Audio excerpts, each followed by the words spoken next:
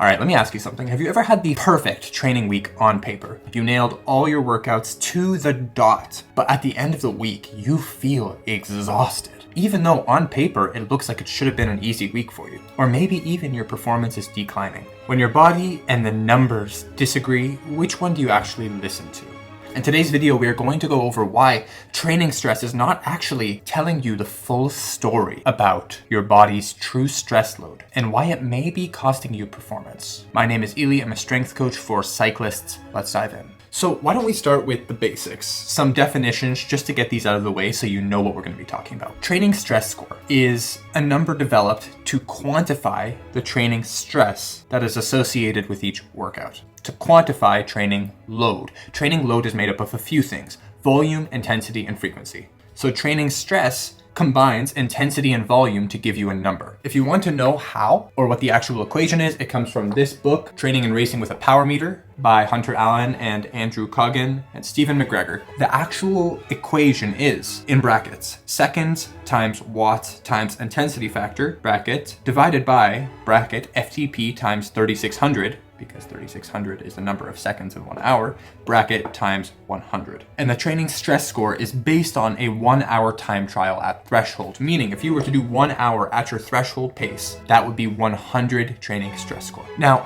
it is a fantastic equation for helping us as coaches and you as athletes understand what training stress means, what kind of stress it puts on your body, and how much time you might need to recover after a workout, the kind of work that you actually did. But the algorithm does not know if you only slept 3 hours that night. It does not know if you have a huge work deadline that you need to get done, or a merger, or some kind of financial stress that you're going through, or family stress, or work stress, or life stress. It doesn't know if you're grieving or if you're going through a difficult situation. It doesn't know what you're battling off the bike. So, for example, let me tell you the story of a CEO I'm working with, and I will change his name for the sake of privacy. Greg hit his first plateau recently. He was crushing it in his training. We were doing really well. He was hitting his workouts consistently and to the dot. Very meticulous. He was showing up consistently, doing the work, never missing a workout, and he was proud of it. And I was proud of him. He was crushing it. But his performance was going nowhere. In fact, I actually noticed his heart rate was getting higher for the same efforts. Not just that, his watts were getting lower. He was more fatigued, showing up more tired. An effort that was a 6 out of 10 last week was an 8 out of 10 next week. So as we dug deeper, noticed a few things. We got on a check-in call and I asked him, what's going on? He told me, I think I'm leaving my company. I'm like, what do you mean? He's like, I think I have to leave and step down as CEO and maybe give the position to someone else. This is the company that he built himself. And because of that, he was going through a lot of life stress. He was only sleeping a couple of hours a night. He was skipping meals to make time for his training, and his resting heart rate had increased by a few beats per minute over the course of a few months. Now, his Training Peaks account showed him as 100% like the model athlete, but his body was telling a completely different story. So we actually had to reduce his training load, reduce the volume and intensity and frequency in order for him to continue improving. But we also had to do things off the bike, figuring out ways for him to deal with stress, figuring out how to continue hitting his meals, sleep a little better. We actually helped him deal with the stress on his body, not just the numbers that are coming from an equation put into an app. Here's the deal. Every workout that you do puts some kind of stress on your central nervous system. But your nervous system does not differentiate between training stress and life stress, or work stress, or family stress, or even travel stress. All of them give similar stress responses. And this is where we understand that not all stress is equal. Eustress is positive. It's productive stress. It's a stimulus that brings forth growth and adaptation. It's something that helps you feel accomplished and continue to improve. It pushes you forward in a constructive way.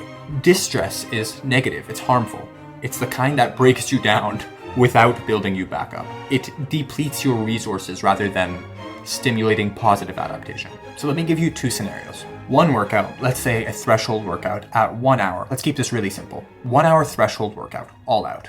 In scenario 1, you're well rested, you're properly fueled, work is good, you feel mentally and physically fresh, and the workout challenges you appropriately. And so recovery is good.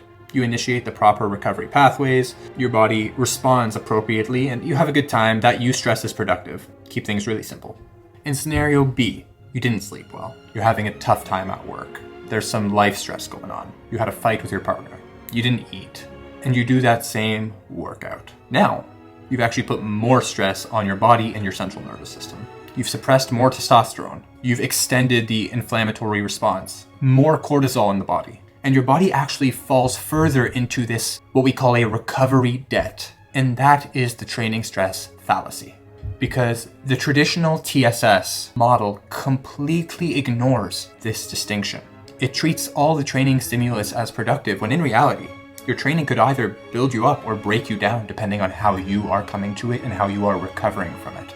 And that's why two athletes who are following the exact same workouts or training stress protocols, one might do fantastic and thrive, and the other might break down and decline. So, what is the answer to this? What do you do after all this? In Ride with Purpose, this is what we always say to our athletes. Listen to your body. Because one of the downsides to having all the metrics, the Apple Watch, the Garmin, the power meters, the Whoop, the everything that you can possibly get, is we stop listening to what our body is trying to tell us. Your body is smart. You're smart. You already know how you feel that day. Instead of fixating solely on TSS, which is just a small number, take some time to develop awareness. Breathe before your workout. See how are you actually approaching this workout? How are you feeling? Are you tired? Did you sleep well? Did you eat well? Are you in a fight? Are you trying to let off some steam? After you understand that, keep in mind your training plan and strategically structure your workouts around the life stress rather than despite the life stress. So there you have it.